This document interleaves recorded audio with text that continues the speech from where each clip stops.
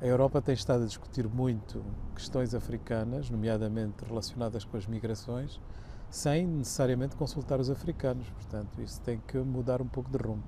Este paper que apresentou na Cimeira da União Africana na Mauritânia traz uns números que surpreendem muita gente. O que é que destacaria lá?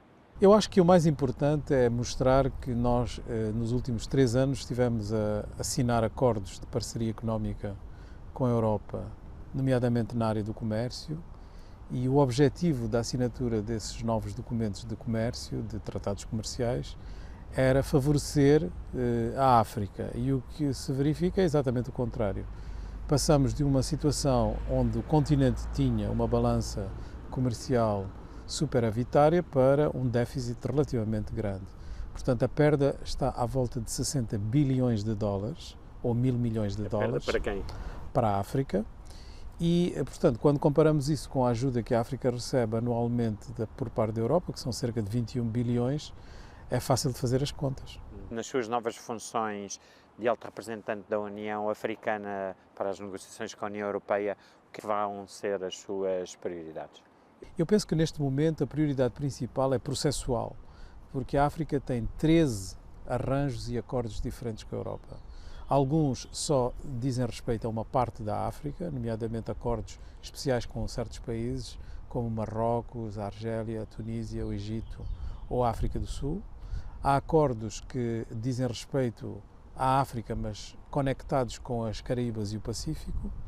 Existem acordos sobre segurança, existem acordos sobre migrações, existem acordos sobre mudanças climáticas, sobre migrações, enfim, há uma fragmentação total das negociações entre os dois continentes e a ideia principal por parte da União Africana é poder ter, digamos, uma certa coerência e falar de uma só voz com um só acordo.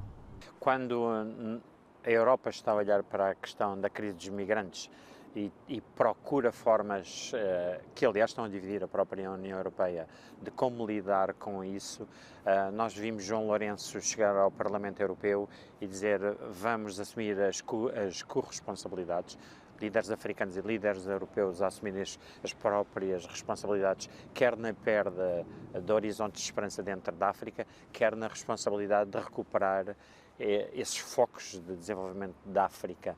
Como é que se pode agarrar esta questão? Bom, em primeiro lugar é preciso dizer que, como bem sublinhou o Presidente João Lourenço, há culpas no cartório por parte dos líderes africanos e dos regimes africanos que não criaram oportunidades para que as pessoas, enfim, se sintam mais à vontade nos seus países. Mas, dito isto, é preciso olhar um pouco para as dimensões macro do problema. O número de migrantes africanos para fora do continente é relativamente pequeno.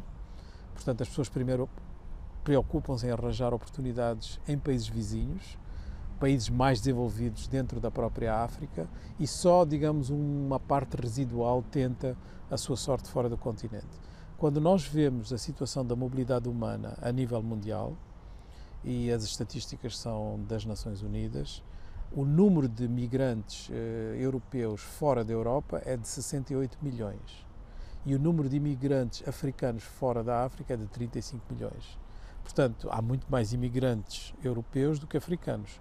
O que começa a ser problemático é que tipo de imigrantes é de que se está a falar, não é? Está-se a falar de imigrantes com capacidades técnicas, bem formados, que podem encontrar empregos estáveis, ou está-se a falar, por exemplo, das pessoas que são vítimas do tráfico humano? E aí é que começa a haver, digamos, a necessidade de uma concertação entre os dois continentes para que se possam encontrar soluções que permitam a imigração legal quando ela se justifique e é necessária, e com os déficits demográficos na Europa há uma necessidade de mão de obra jovem para certo tipo de tarefas, e também evitar que, portanto, as pessoas façam disso uma espécie de candonga, uma espécie de violação completa de dignidade, de direitos, que é o que os principais traficantes de toda a espécie estão a fazer, tanto no Saara como no Mediterrâneo. E, portanto, nós temos que pôr cobro a isso, e não pode ser uma tarefa em que a África aparece como a única que tem culpas no cartório. A África tem estado a exportar quadros de grande qualidade, praticamente para todo o mundo, e que poderiam reverter em benefício do próprio continente. Essa também terá de ser uma estratégia do continente africano? Eu penso que sim. É fácil de ver porque é que a África continua a ser mais o continente das potencialidades do que o continente do real.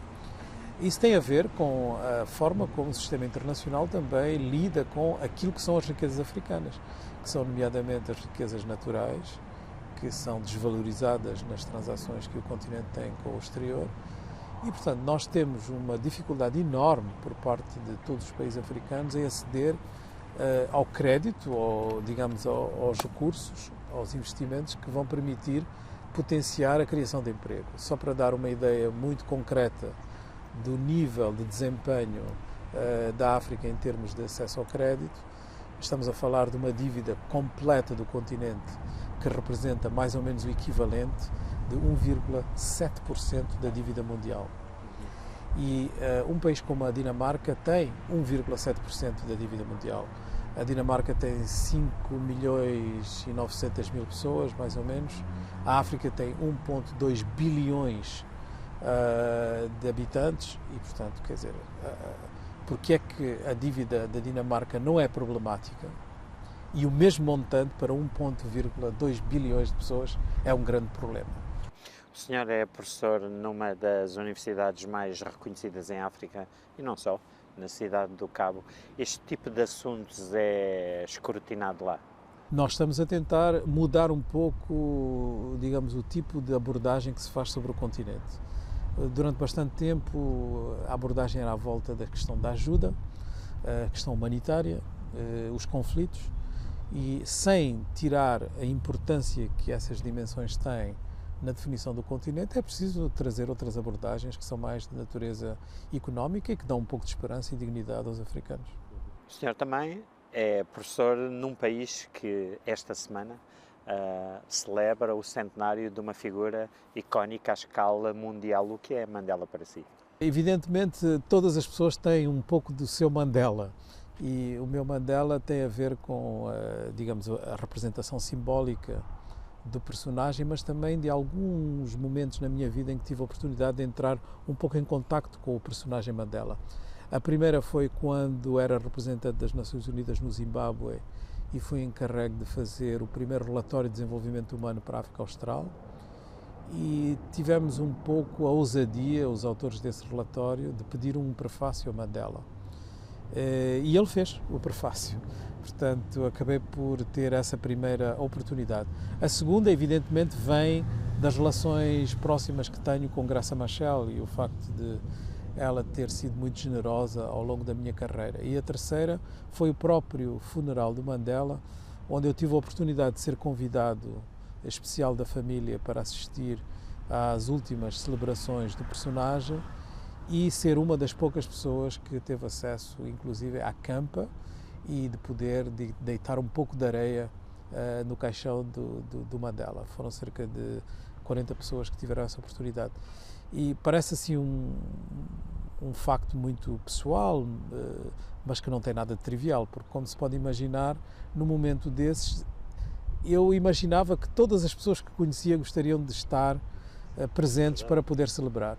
E, portanto, se encarna, de uma certa forma, um coletivo naquele gesto. E acho que Mandela marcou a África do Sul, mas marcou sobretudo o mundo, por ser uma pessoa com características éticas para além do comum e, portanto, durante bastante tempo continuará a influenciar os nossos debates.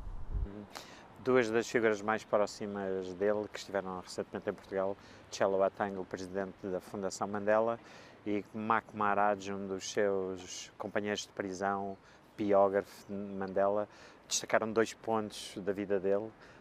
Um é o exemplo de dignidade humana e o outro a esperança que ele semeava em todos à sua volta. O que é que ele deixa em semente dentro de si como responsável? Ele deixa sobretudo a ideia de que nós precisamos de ter uma grande atenção ao respeito da diversidade. E, portanto, este é um problema fundamental para a África. As pessoas pensam que, às vezes, as dificuldades da diversidade ou da aceitação dela têm mais a ver com tolerância religiosa em alguns países, e em outros tolerância racial. Mas também há a dimensão de tolerância de género, tolerância a diferentes tipos de expressão identitária, tem muito a ver também com a tolerância étnica. E, portanto, esta ausência de tolerância leva a que todos os processos democráticos nos falhem. Portanto, não vale a pena ter eleições se aquele que ganha não respeita a diversidade do país que vai governar. E, portanto, Mandela foi um dos poucos que viu nesta questão da diversidade um elemento maior para a construção democrática no continente. Um pouco aquela mensagem sobre os tão fortes quanto os mais frágeis em redor de nós. Exatamente. É o contrário de lutar pelo denominador comum mais baixo e de tentar sempre ter um nível de ambição que possa galvanizar, que possa mobilizar as energias. A famosa frase de Mandela, não é? Tudo parece impossível até ser feito. Obrigado. Obrigado.